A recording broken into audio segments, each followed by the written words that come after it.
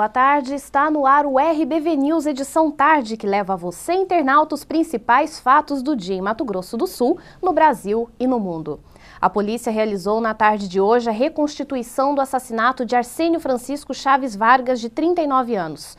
O homem, que era deficiente físico, foi morto no dia 25 de agosto na Vila Progresso. Um travesti confessou ser o autor do homicídio.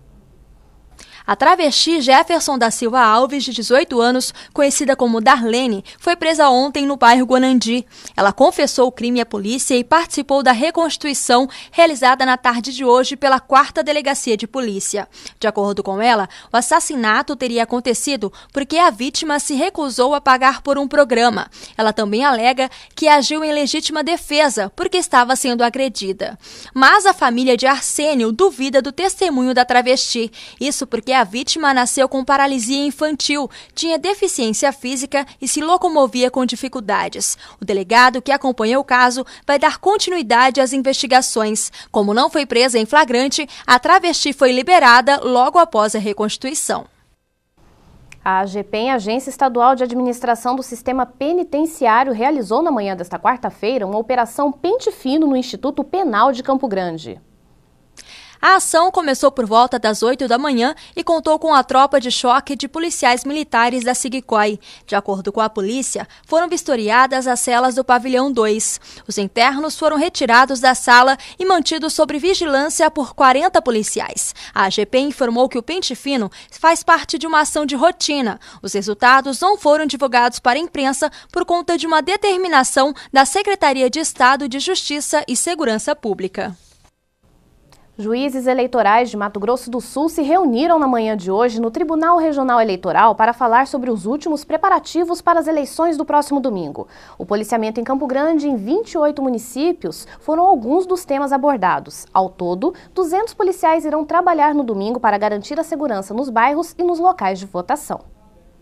Em coletiva hoje, pela manhã, os juízes eleitorais apresentaram portaria orientando candidatos, partidos e eleitores sobre o que pode ser feito no dia das eleições. O juiz eleitoral Wagner Mansur Saad explicou que a maior preocupação do TRE nestas eleições é que não haja conturbação para que o eleitor possa votar tranquilamente na sua sessão eleitoral e disse sobre até quando pode ser feita a propaganda eleitoral.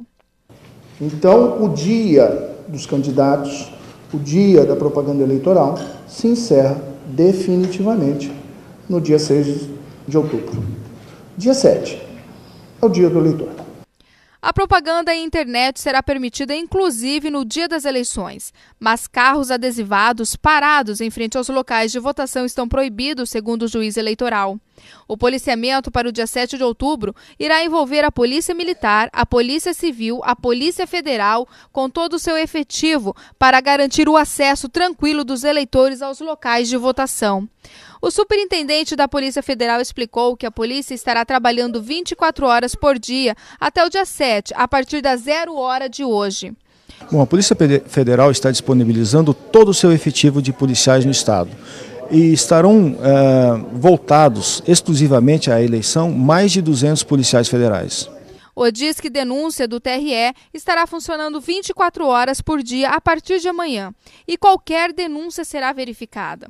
Segundo informações do tribunal, até ontem 430 denúncias foram feitas, sendo que mais de 70% das denúncias foram por causa de cavaletes irregulares. Mais de 70% foram relativos a cavaletes em locais irregulares que ou a própria justiça retirou, se eles estivessem realmente atrapalhando, ou foi constatado que não estavam atrapalhando, e em determinados casos foi encaminhado para o Ministério Público para promover a representação para a aplicação da multa, relativamente ao cavalete. As denúncias mais graves que recebemos foi relativamente à compra de voto, recebemos várias, todas nós mandamos apurar com a nossa equipe de fiscais, às vezes acompanhados de policiais, às vezes não. E dessas denúncias nós conseguimos pegar algumas que foram repassadas para o Ministério Público. Tem gente respondendo processo crime eleitoral e ação de investigação judicial eleitoral que pode resultar na cassação da candidatura. E até amanhã o Tribunal Regional Eleitoral espera ter entregue todas as urnas de votação. E no próximo bloco você confere os principais fatos do Brasil e do mundo. Nós já voltamos.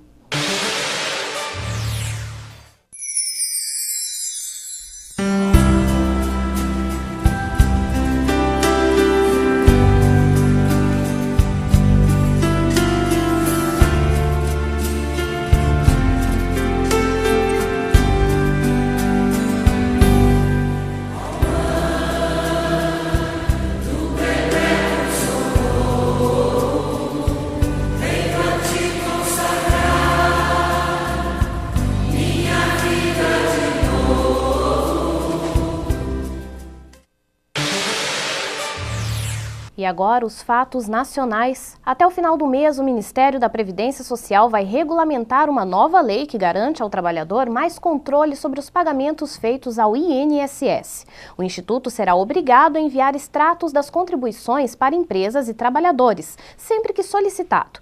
E os patrões terão que comprovar o recolhimento aos empregados. Quando os aviões da Transbrasil começaram a ser abandonados nos aeroportos, na crise que levou a empresa à falência em 2002, estes 3 comandantes da companhia já estavam aposentados. Para receber um benefício maior, eles tinham contribuído para o Aeros, o fundo de previdência privada do setor. Em 2006, foram surpreendidos com uma intervenção no fundo pela Secretaria de Previdência Complementar, por problemas de gestão. Todos os 800 aposentados da empresa tiveram os benefícios cortados. É uma perda muito grande. A gente se sente desamparado e a gente perde o chão. Hoje, os ex-funcionários da Transbrasil brigam na justiça para recuperar as aposentadorias. A situação poderia ter sido evitada se eles tivessem informações sobre o destino da contribuição que faziam para a Previdência. Sabíamos que estava registrado nos contra-cheques os descontos, tanto para o Instituto quanto para a Previdência Oficial, né? Nós não tínhamos controle disso. Hoje não se tem ainda, se a companhia realmente estava ou não recolhendo ao fundo, como também o INSS, né? Este advogado trabalhista afirma que é comum empresas descontarem contribuições dos funcionários e não repassarem para os fundos de aposentadoria. No caso do INSS, o trabalhador só descobre a fraude nas situações em que mais necessita dos recursos. É quando ele está para aposentar, ou ele vai, de repente, é uma trabalhadora mulher que vai pegar licença maternidade, ou de repente seguro-desemprego. Né? Tem aqueles casos também de acidente de trabalho e doença, né? De repente uma aposentadoria por invalidez. É nesse exato momento que o trabalhador sabe que trabalhou durante 5, 10 anos, a empresa descontou dele e não repassou para o INSS. O trabalhador tem acesso pela internet ao extrato de contribuições do INSS, mas o processo é muito burocrático. É preciso ir a uma agência da Previdência Social, fazer um cartão cidadão e registrar uma senha. Só assim o acesso aos dados é liberado aqui no site. Uma lei promulgada em julho facilita o controle.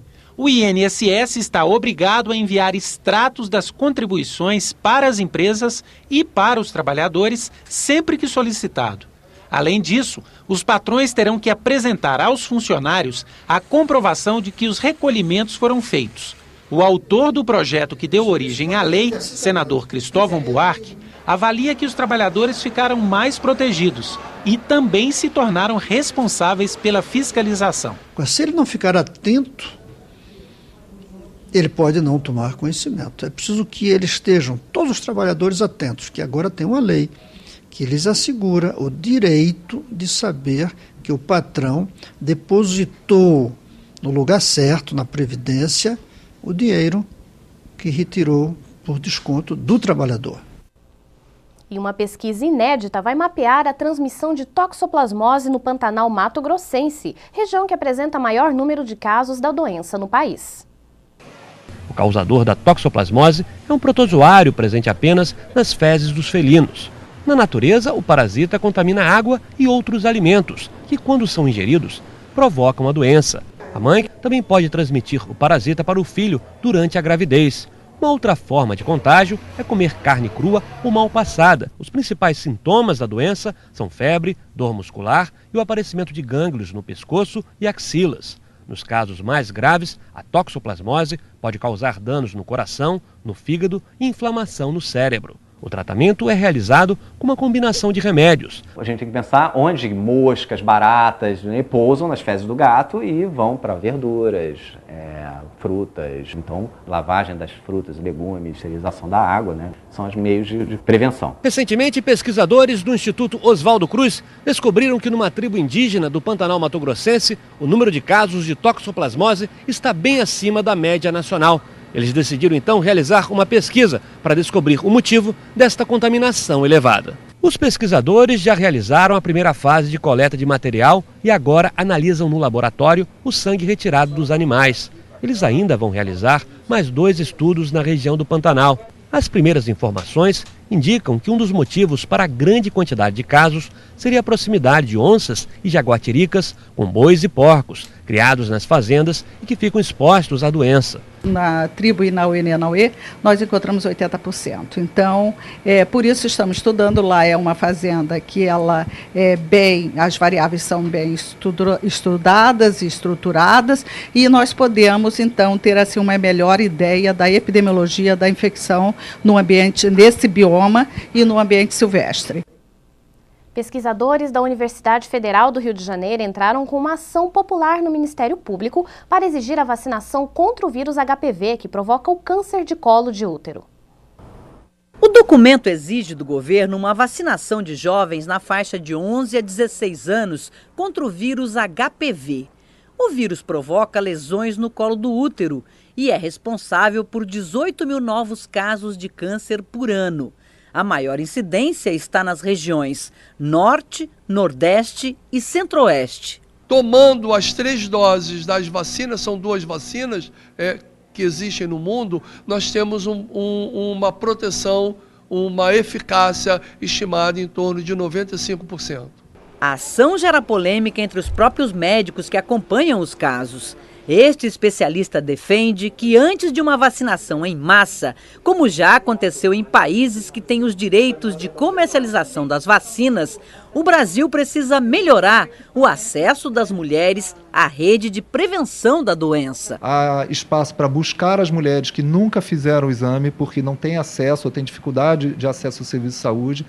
Investimento na qualidade do exame citopatológico, investimento em indução de laboratórios que produzam um grande volume de exames, que tenham uma grande expertise nos seus profissionais e que tenham um controle interno e externo da qualidade. Depois que as lesões causadas pelo HPV evoluem para casos de câncer, o tratamento em hospitais de referência como esse aqui no Rio de Janeiro se torna muito caro e muitas vezes não é eficaz. Evitar que isso aconteça é possível em qualquer unidade da rede básica de saúde, com a coleta de material no momento em que a paciente faz a consulta ao ginecologista.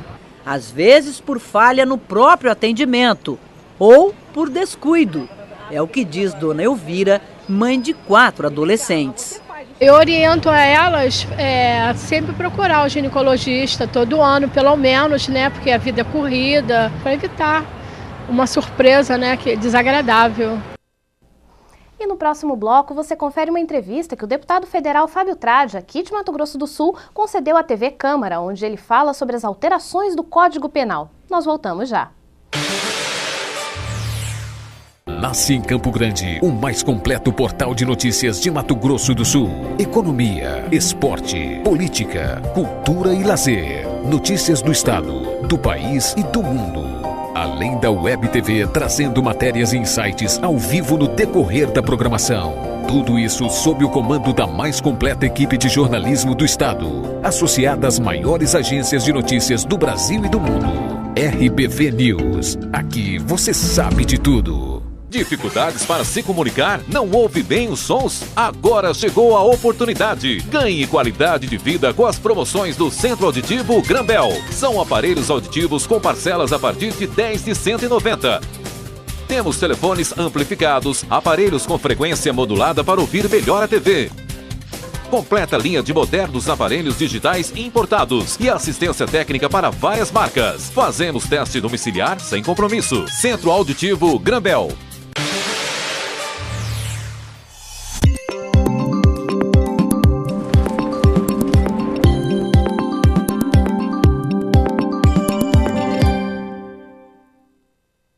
A quinta-feira será de sol com muitas nuvens durante todo o dia em Mato Grosso do Sul, mas pode haver períodos de nublado com chuva a qualquer hora. Confira agora a previsão para 5 capitais para amanhã.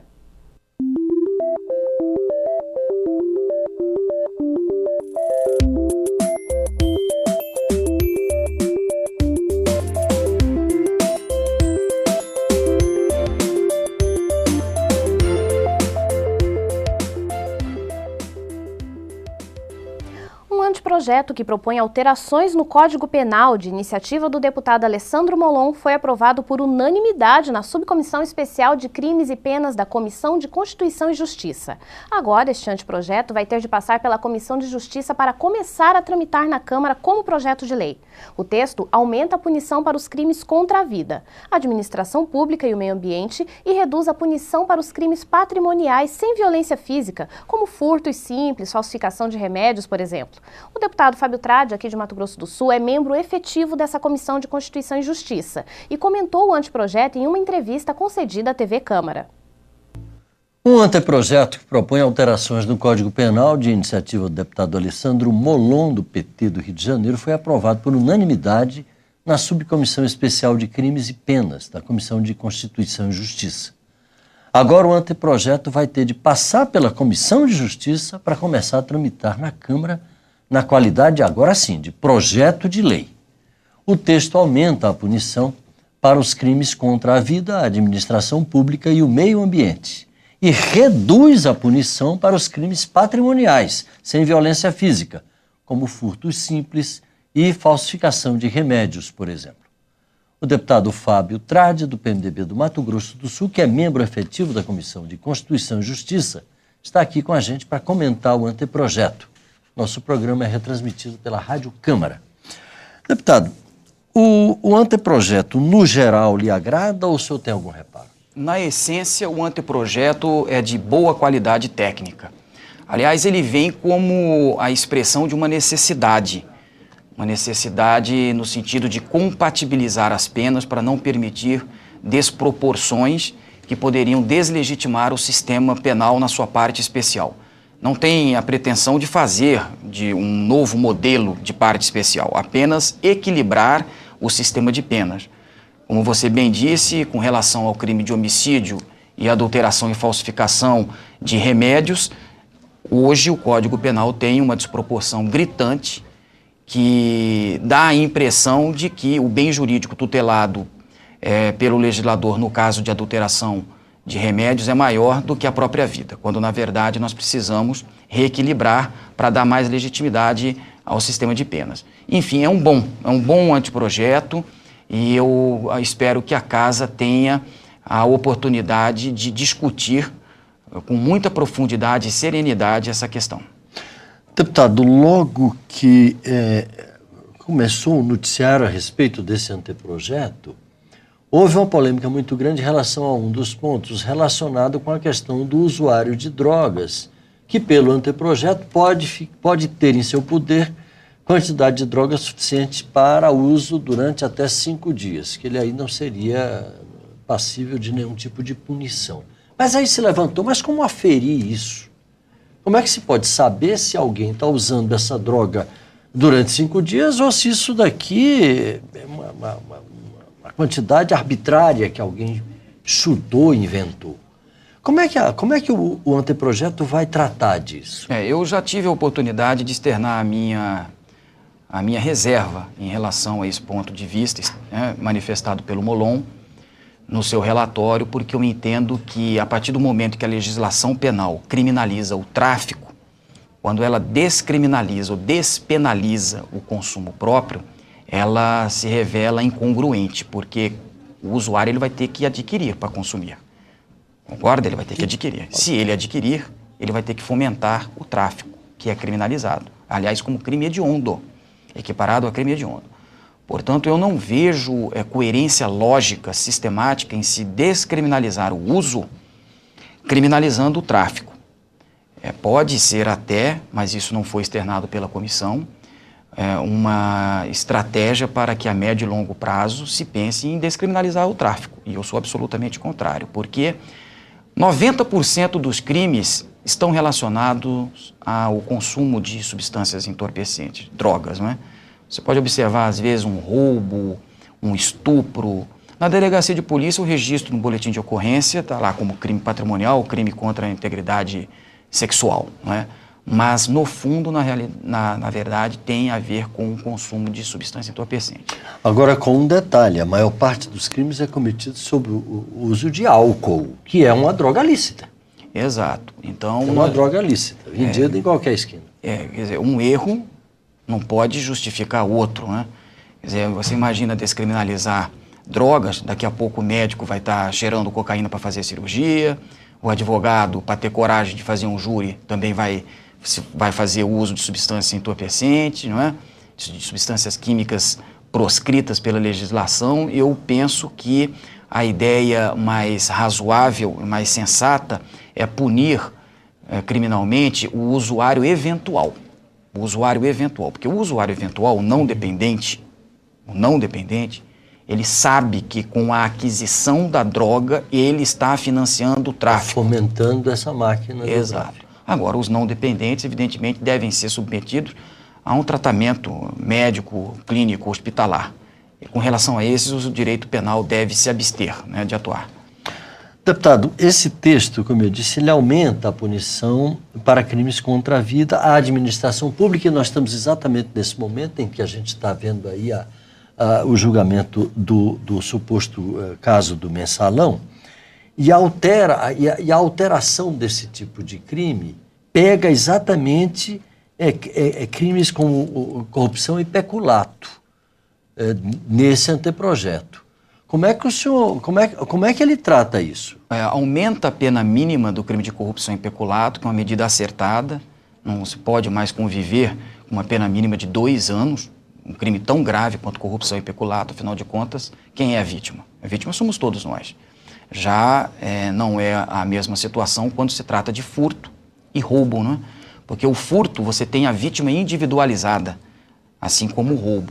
E, portanto, não se pode, no crime de roubo, você ter uma pena mínima, o dobro, o triplo da pena mínima do crime de corrupção. Quer dizer, é uma incoerência que foi corrigida... Porque, no fundo, é tudo roubo. Pois é. Não deixa de ser roubo. Na corrupção, o roubo assalta todos nós, né? Toda a sociedade. E no crime de roubo há uma individualização da vítima. Agora, eu também penso que foi muito acertada a proposta de se aumentar a pena mínima do crime de homicídio, né?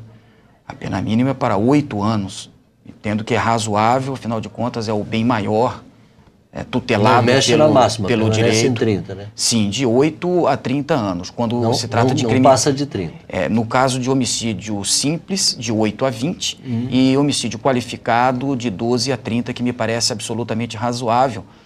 E penso que também no bojo dessa discussão, sem nenhum preconceito, sem nenhum espírito de reserva, né, sem nenhuma reserva mental, nós precisamos discutir a tese da redução de idade para fins de imputabilidade criminal, conectada à questão do sistema penitenciário e do sistema de guarda e custódia de crianças e adolescentes. É uma questão que se discute muito, mas até agora não houve um enfrentamento direto dela aqui no âmbito do Poder Legislativo, no sentido de se formular uma legislação mais abrangente nessa questão. Eu penso que aqueles que defendem a impossibilidade constitucional de se reduzir a idade para fim de imputabilidade, sob a alegação de que se trata de uma cláusula pétrea, trata-se de um argumento que precisa ser revisto, precisa ser aprofundado com mais cuidado, com mais reflexão, não é? Veja bem, o que nos impede de reduzir a idade, uma vez que o Código Penal feito em 1984, antes da Constituição, portanto em outros tempos, não é? É a questão relacionada ao sistema penitenciário, porque muitos dizem, ora, para onde nós vamos destinar? Vai explodir o sistema. Vai explodir o sistema. Se o sistema fosse minimamente funcional, no sentido de procurar, de fato, ressocializar, assim também com relação às casas de guarda e custódia. Eu penso que através desta tese nós poderíamos reduzir a idade. Agora, tem uma alternativa também que a gente pode discutir. Não vamos reduzir de 18 para 16, né? Mas também não vamos voltar as costas para esse problema. Então, por que não aumentar o prazo de internação pelo Estatuto da Criança e do Adolescente de 3 para 10 anos?